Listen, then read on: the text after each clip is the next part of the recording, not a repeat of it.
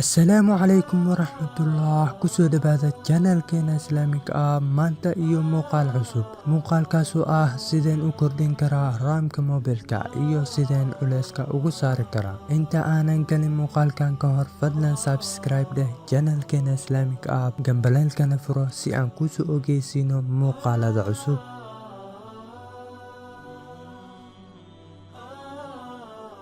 update garee taleefankaaga haddii ay macquul tahay si aad u hesho more space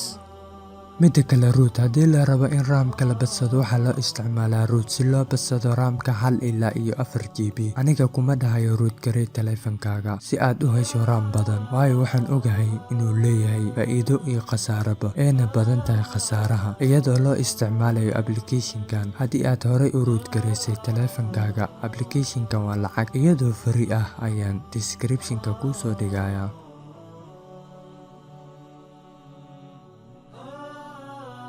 haddaba intaas aan kaga gudubno waxaan kula wadaagayaa laba application oo aan isleeyahay way ku anfici doonaan KillAbyss applicationkan ayaa kaa xirayo applicationada culeyska kugu hayo marka aad soo kacsato applicationkan waxaad dooran kartaa all kaasoo kaa xirayo applicationada dhan haddii aadan rabin inaad xirto applicationada muhiimka ku ah dooro exception list kadib soo geli applicationka aadan rabin in laga xiro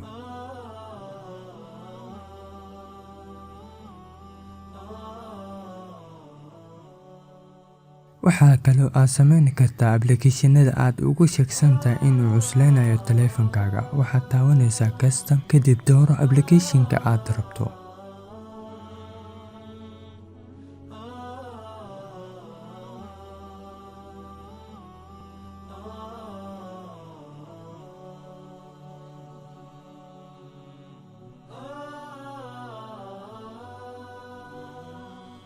applicationka labaad Clean Master applicationkan ayaa ka nadiifinayo mobilkaaga waxyaalaha wasakhda ama junk files marka aad soo furto applicationkan kaliya waxaad taabanaysaa junk files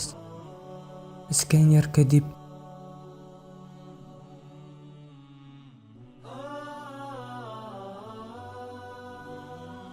taaw clean junk ha ka cabsanin in ay wax ka baxaan sidaas ayaa space ku helaysaa ma ogtahay in mobilkaaga uu leeyahay smart manage ama device maintenance marka aad isticmaalayso Samsung iyo kuwa kale Android-ka adigoon wax application soo degsan kaliya taaw RAM kadib end all ama memory kadib clean